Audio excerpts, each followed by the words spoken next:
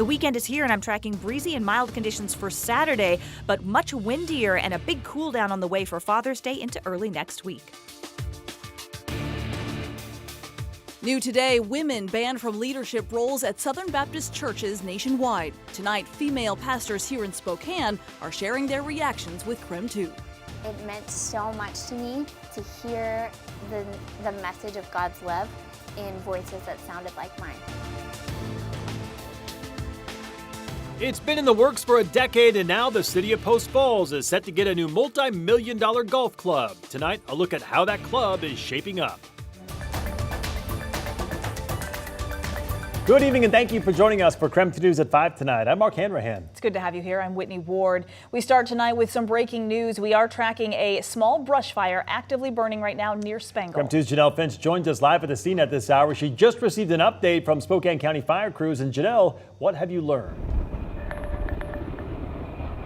Mark and Whitney, I'm standing just off of East Red Barn Lane near Spangle, where fire officials are treating a wildfire right behind me. I'm going to step to the side and show you how many agencies are here on the grounds right now. We have Fire District 3 on scene. We have the Washington Department of Natural Resources on scene. We have Fire District 8 on scene. They're all treating this brush fire, like I said, near Spangle, that crews estimate to be about 5 to 6 acres large.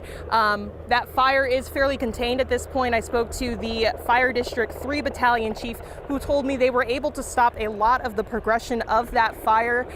He shared with me that luckily this time of year, there aren't too many dry fuels. Luckily, there's still a little bit of wet fuels from the springtime, so it wasn't able to get that far, but still you can see that there is a ton of smoke in the air. I actually spoke to the woman who called in the fire that came in. That call came in just before 3 p.m. She lives just a few hundred feet away from that fire that's still, as you can see, covering the air in smoke.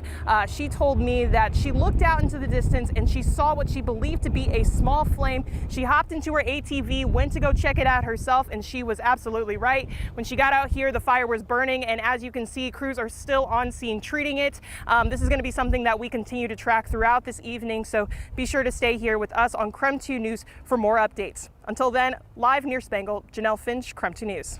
All right, Janelle, thank you very much. And on that note, we want to turn straight to our meteorologist, Michelle Boss, because we are tracking pretty strong winds expected throughout the entire weekend coming now. Michelle? Yeah, fortunately, we're not seeing the strong wind gusts today, but just a persistent, sustained wind. So certainly not good for fires either. Generally, the winds have been in that 10 to 15 mile per hour range, but haven't seen much higher gusts. I think the highest wind gust I've seen is about 21 miles per hour. So again, winds aren't strong, but they are expected to persist in that breezy category through tomorrow and turn much stronger on Sunday. So overall, probably a pretty breezy weekend. We do have a round one of a cold front coming through. We've got a couple that are going to be moving through, and that's bringing some additional cloud cover and the chance for a few light showers for this evening and overnight. But again, that's also keeping those winds up. Temperature wise, it was a pretty warm day today, but it's going to be much cooler in the coming days. We're sitting at 79 right now in Spokane. We did top out in the lower 80s today, 76 in Coeur d'Alene, 83 in Moses Lake, 78 in Pullman, and 85 in Lewiston. Short-term forecast shows a chance of a passing shower this evening as temperatures fall to around 72 degrees at 9 p.m. So relatively mild this evening, but a little bit cooler tomorrow, high in the mid 70s. It'll be breezy as well, and then windy on Sunday, gusts up to 30 miles per hour, but highs only in the low 60s. All right, Michelle, thank you. And in other top stories today, Avista customers in Moscow, Idaho need to listen up. The company is planning 2 power outages starting next week. Those planned outages will start on Thursday, June 22nd at 11 p.m., ending around 5 a.m. the next day. Avista says a total of 548 customers will be impacted. If you have any questions or concerns, they say to directly contact Avista. With summer travel here, many Americans are having a tough time renewing their passport. Now, Idaho Senator Mike Crapo and 13 others are sending a letter to the Secretary of State urging him to take action to resolve a backlog of passport applications. The letter cites reports from Americans regarding issues with concerns with delayed wait times and a lack of available in-person appointments. According to Senator Crapo's office, they have processed more than 50 caseworks on this issue, things like complaints and people seeking help, which they say accounts for a third of total caseworks across all federal government agencies. Two 16-year-olds were arrested and charged as suspects in the North Foothills Drive shooting that happened last Monday. So here's what we know so far. The Spokane Police Department connected those teens to the shooting that injured one person. They are now charged with attempted murder, first-degree assault, drive-by shooting, and illegally owning a gun. Another suspect, Ryan Shawls, is set to go on trial for this shooting in August.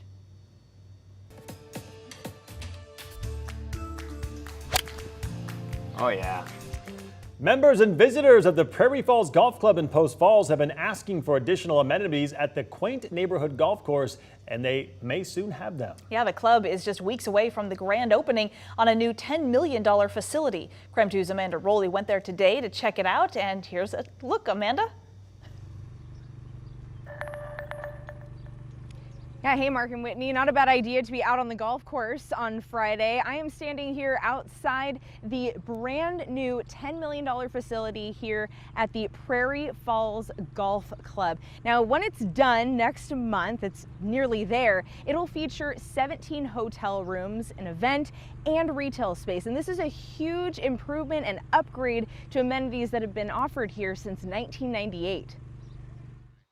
The Prairie Falls Golf Course has been part of the Post Falls community for 25 years, and in all that time, it's operated from a temporary trailer, but not for much longer. Members and visitors from the community will soon be able to enjoy a full range of amenities at the club's new 2-story facility. I have probably 40 or 50 very, very die-hard members who have been waiting for this for a long time, so it's exciting to see it come to fruition. The ground floor will feature a pro shop, hotel check-in area, 6 golf simulator machines, 4 commercial spaces, and the Iron, Wood, and Ice restaurant. It'll be great to play 18 holes and then go in afterwards and have a burger. So far, Anchored Coffee Company, River City Pizza, and the Lounge Day Spa and Wellness have leased space in the facility. The second floor features 17 hotel rooms and an event space.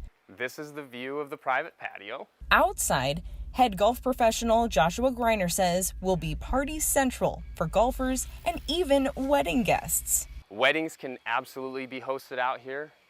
So definitely looking forward to this growing in and then having this available to the folks of Post Falls. Greiner gave me a tour of the 18-hole course in their new GPS-ready golf carts. He says the club is already seeing record-breaking number of plays. I think that golf is just booming, and we offer a golf course that is easy to play, that is very friendly for beginners, and we try to create an environment where someone comes in, they feel very, very welcome. So come next month, Prairie Falls Golf Club visitors will have more ways to enjoy the course and the views.